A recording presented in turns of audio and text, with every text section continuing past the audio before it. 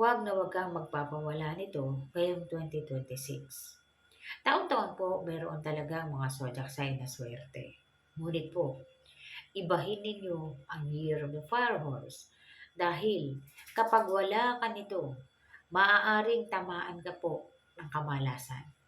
Hindi natin masasabi kung sa papanong paraan ito tatama sa iyo, kaya't mahalaga ang pagsusuot nito.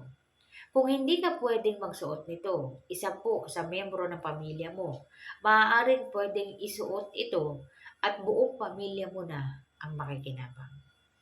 Kung may liga sa ganitong mga video, huwag kalimutang mag-like, mag-subscribe, at i-share mo na rin para malaman ng iba ang kanilang mga swerte sa buhay. Maraming salamat po kay ma'am. Mula po siya sa South Australia. Maraming salamat po sa panonood. Tsaka po kay ma'am na nanonood po from Canada. Thank you po ma'am. Yung mga comment niyo po dito, sasagutin po natin sa dulo po ng video natin para malaman niyo po kung ano yung gagawin.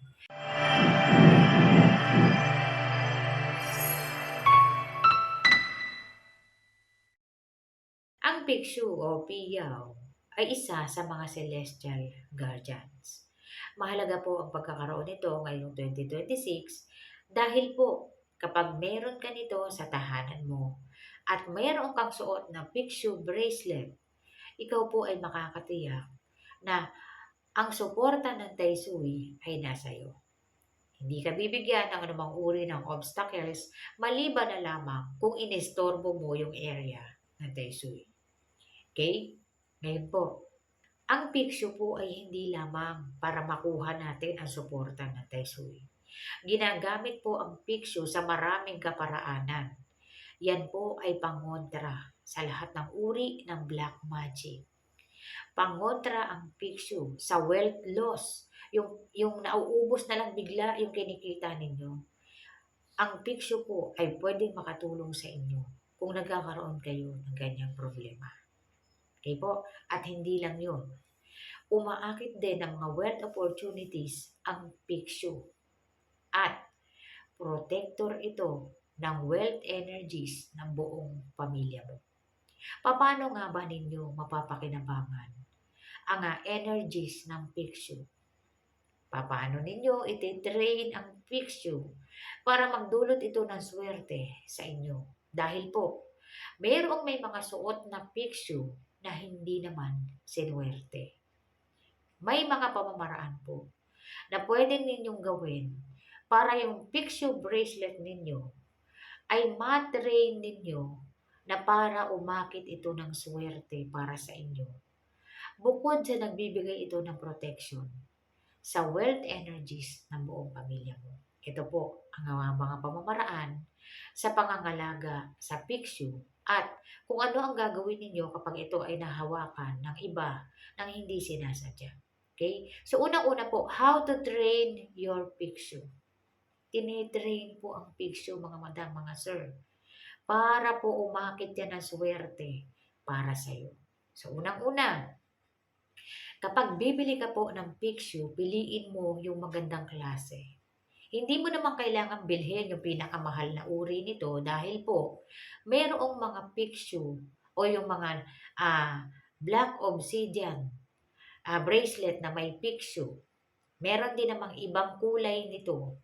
May green, may purple, anumang kulay na may Piksyo, pwede yan. Okay? Pero ngayong 2026, piliin ninyo yung naaayon sa taon. So, Black Obsidian Piksyo.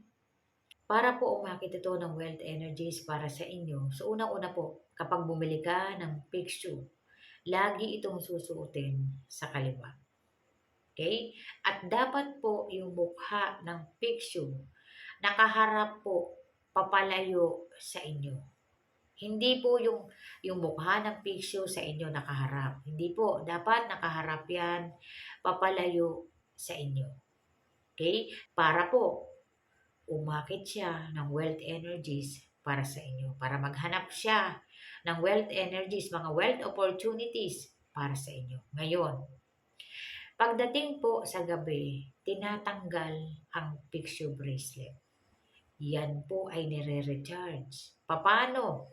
Paano ninyo tuturuan na umakit ng good luck energies yung fiction ninyo? Kailangan po ilalagay yan sa metal na lalagyan. Okay, may mga metal plate, yung maliliit na plato na gawa sa metal. Pwedeng lagyan mo yun ng coins, jewelries, anumang uri ng gold coins, pwede mong ilagay doon. Kailangan may totoong pera yun. Lagyan mo mga barya. Pero po, huwag mong lalagyan ng perang papel. Disrespect at maaaring magdulot ng inauspicious energies sa'yo. Okay? So, ang picture po tatanggalin, hindi suot-suot kapag matutulog. Ilalagay ito sa lalagyan na gawa sa metal. At yung laman ng lalagyan po dapat merong gold coins, may jewelries ka, doon mo ilagay, at totoong pera, puro coins po. Ilagay sa kanya at ilagay siya po nakaharap sa pinto. Yung ulo niya nakaharap sa pinto para umakit siya ng good luck energy sa labas. Huwag siyang iharap papaloob, iharap siya papalabas sa pinto. Okay? So, isa yan sa pangangalaga sa picture. Yan po ay nire-recharge. At yan yung pamamaraan para ma-activate siya or ma-recharge siya. Ngayon, bukod po sa nire-recharge ang picture, dapat po pinipit yung picture na meron kayo or meron tayo. Yan po ay hinahawakan at minamanifest po ninyo dapat sa kanya kung ano yung nais ninyo. Para po, yun ang gawin ng picture ninyo. Sunod, paano naman kung nahawakan ng iba ang picture mo, ano ang gagawin? Itapat lang sa running water para matanggal o para maalis yung energies ng nakahawak, lalo na kung hindi naman niya ito sinasadya. Mga dapat tandaan po sa pagsusuot po ng picture bracelet. So, una-una po, kung kayo po ay Year of the Dog, okay? Para po sa mga Year of the Dog, pwede naman ito suotin ng mga Year of the Dog dahil ito po ay Celestial Guardians. Kaya lang po, nag-iingat lang tayo dito kasi clash ng Dog and Dragon. Okay? So, para makita po kung po pwede ko o kung alin yung po pwede sa inyo, kailangan po may titingin para makita kung ano yung po pwede sa inyo. Pero, kung hindi kayo makakatawag ng marunong, isa sa miyembro ng pamilya mo, pwede mong pasuotin ng picture at buong pamilya mo na ang mapoproteksyonan nito. Kasama ka na. Kung Year of the Dog ka, halimbawa po, yung misis mo, hindi naman, siya ang pasuotin mo ng picture. Para po, buong pamilya mo ang mapoproteksyonan, isa lang sa inyo ang nagsuot. Okay, ganito kalakas yung enerhiya po ng picture. Sunod po, para po doon sa merong mga illness o yung may mga karamdaman. Huwag po muna kayong basta bumili ng picture mga madam, mga sir. Tumawag din po muna kayo ng marunong para po makita niya kung pwede ba kayo na magsuot ng picture bracelet dahil high frequency po ang crystal bracelet na ito. So, dapat mai-align ito sa energies ninyo. Okay? So, kung kayo po ay may illness at nais ninyo magkaroon ng protection para sa buong pamilya, yung ibang miyembro po ng pamilya ninyo, pwedeng silang magsuot at para na yan sa buong pamilya mo. Okay? So, kung may illness ka, huwag mong suotin. Miyembro ng pamilya mo, pwedeng siya ang magsuot para sa inyong lahat na yun. Okay? Sunod po, hindi po sinusuot ang picture kapag kayo ay pupunta sa mga namayapan na. Okay? Kung pupunta kayo sa sementeryo, huwag niyo po suotin yung picture. Kasi nawawala ng visa yan. Okay? So, lagi po natin tatandaan mga madam, mga sir, ang picture po o yung piyaw ay napakahalaga niyan sa tahanan. At yung bracelet na suot-suot natin dahil po, hindi lamang yan aakit ng swerte. Puproteksyonan tayo niyan laban po sa mga nakapaligid sa atin na hindi natin alam, hindi na pala maganda ang tingin nila sa atin. So kapag may suot ka niyan, magkakaroon ka ng protection laban sa mga ganong uri ng negative energies, maging yung psychic attack. Meron pong psychic attack na hindi mo namamalayan na may gumagawa na nito sa iyo. Malaking maitutulong ng picture kung meron ganitong maging sa mga panaginip po, yung mga masasamang panaginip. Nakakatulong din po yung Black Obsidian Pixie para dyan. Okay? So, kapag ito ay nire-recharge mo sa gabi, buong tahanan mo mismo nakikleanse nito. At para po sa comment ni ma'am, ayon sa kanya, anong oras ang eclipse? Ma'am, ang simula po ng eclipse ay 5:56 ng hapon. Ang maximum nito ay 8:12 p.m. Okay? Hindi ito tanaw dito sa atin, pero yung epekto niyan ganun pa rin. Okay? So kung wala naman kayong gagawin ng mga oras na yan, huwag na po kayong lumabas kung wala naman kayong gagawin. Kung halimbawa po na nasa labas talaga kayo, mag-salt bath po kayo kapag maliligo na kayo. Okay na yan para matanggal po yung yin energies na maaaring nakuha ninyo habang ito ay nangyayari at kayo ay nasa labas. Para po sa comment ni ma'am, siya daw po ay naglagay ng salt cure south. Sinunod niya yung sinabi ko, 1 linggo pa lang daw umawas na ang asin. Anong ibig sabihin nito, ma'am? Pwedeng mataas ang yin energies ng south area mo. Kaya 1 linggo pa lang umawas na kaagad yung asin. Okay? So, kinakailangan yung salt cure mo, may sapin yan, mga madam, mga sir, no? May sapin. Para po kung aawas pa ng husto yung asin, masasalo. Nung nilagay ninyo na sapin, halimbawa po, tray. Lagay yung tray sa ilalim. Para po hindi kumalat, hindi malaglag sa sahig. Kasi yung negative energies po, kumakalat yan kapag natapon. Okay? So, lagyan nyo siya ng tray. At ma'am o sir, dagdagan mo po yan ng tubig. Okay? Kasi natutuyo po yan eh. So, dadagdag ka lang ng dadagdag ng tubig. Kasi tutuloy-tuloy yung pag-awas niyan, mga madam, mga sir. Hanggat hindi natatapos yung taon po, dyan lamang po yan. Okay? At itatapon po yan pagkatapos ng taon. At para naman din sa comment ni ma'am, ang Pachira aquatica niya, 4 stems. Matagal na ito sa kanya. Hindi ito ganun kalago. Tumatangkad lang or humahaba lang. Ma'am, slow growing yan. Try mo na ilipat sa ibang area. Tapos po, bumili ka pa ng isa niyan kung kaya mo naman. Bumili ka po nung 7 stalks pataas. Kasi po, slow growing yan mga madam, mga sure. No? Ang bagal niyan, ang tagal na sa'yo, tas ganyan lang. Yung ibang may mga money plant po, mas malaki na. So, pagka ganyan yung money plant niyo na sobrang bagal ng paglago, lipat nyo sa ibang area, try mong magdagdag ng isa pa na higit doon sa 4 stocks na meron ka.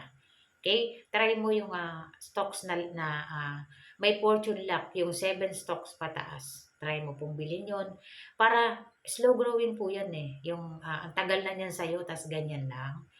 Try mo ilipat siya ng ibang area. Baka mamaya yung energy sa paligid, yun yung nagiging dahilan kaya slow growing siya. Okay? Pero kapag ganyan na, kailangan po may isa pang kasama yan. Para dalawa sila na magka-counteract doon sa negative energies na maaaring nasa area. Okay? At para sa comment ni ma'am, ano ang agave? Ma'am, ang agave po ay isang uri ng halaman na ang dahon po ay pahaba at matulis ang dulo. Matigas po yan. At yan po ay ginagamit sa landscaping. Okay, pwedeng karamihan po ng maririwasa o yung mayayaman, meron sila niyan eh. Kaya lang po, hindi yan nag-iisa. May kasamang ibang halaman. Sinasama po yan sa landscaping. Okay, ginagamit po yan sa landscaping. May mga kasamang halaman. Okay, so kapag yan naman ay grupo, mayroon pa din counteract na halaman yon para naman maging harmonious siya o magdulot ng swerte doon sa naglagay. Okay, yan po yung agave. At para sa nagtatanong, si ma'am, ano daw ang itsura ng rosemary? Ma'am, ito yung picture. Okay, tingnan mo kung nanonood ka. Ito yung picture ng rosemary. Okay, at sa lahat po ng nagko-comment ng nanonood sila, maraming salamat po. At sa lahat po ng nanonood, maraming salamat po sa inyong lahat. Sa mga bagong nag-subscribe po, salamat po.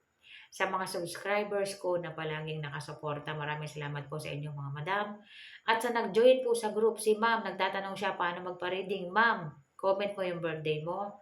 Sa susunod na upload ko, i-upload ko na rin yung tungkol sa kung ano yung makikita natin dyan sa kapanganakan mo. Okay? So, ibabase na natin yan sa 2026, mga madam, mga sir. So, si ma'am po ay nag-join sa group. Okay? So, sa group ko din, i-upload yung reading mo, ma'am. Kapag ka nakita ko yung araw ng kapanganakan mo, doon ko po i-upload para mas maipaliwanag natin kung ano yung meron, kung ano yung dapat mong gawin ngayong 2026. At sa mga members ko na hindi aalis sa group, yung mga nag-join po na hindi umalis sa group, hindi lang to para sa 2026 mga madam, mga sir. Sa 2027, pwede ka ulit magtanong. Ano yung naaayon sa'yo sa 2027? Sa mga hindi po umaalis sa group. Okay? Kung yung mga kamadam ko po na nandyan sa group na hindi umaalis, hindi ka lang sa 2026 pwedeng magtanong eh. Pwede ka pang magtanong sa 2027 kung nandyan ka pa rin. Okay? Kung ano yung naaayon sa'yo sa taon na yon. Okay? So, every year po, palagi naman na dapat umayon tayo sa kung ano yung meron sa taon. Okay? So, ano yung pampaswerte kailangan natin sa bawat taon. So, kapag nag-member ka dyan, nag-join ka sa group natin, marami kang pwedeng malaman. Okay? Sa bawat taon. Kasi dyan ko po i-upload sa group yung comment po ng mga members po natin.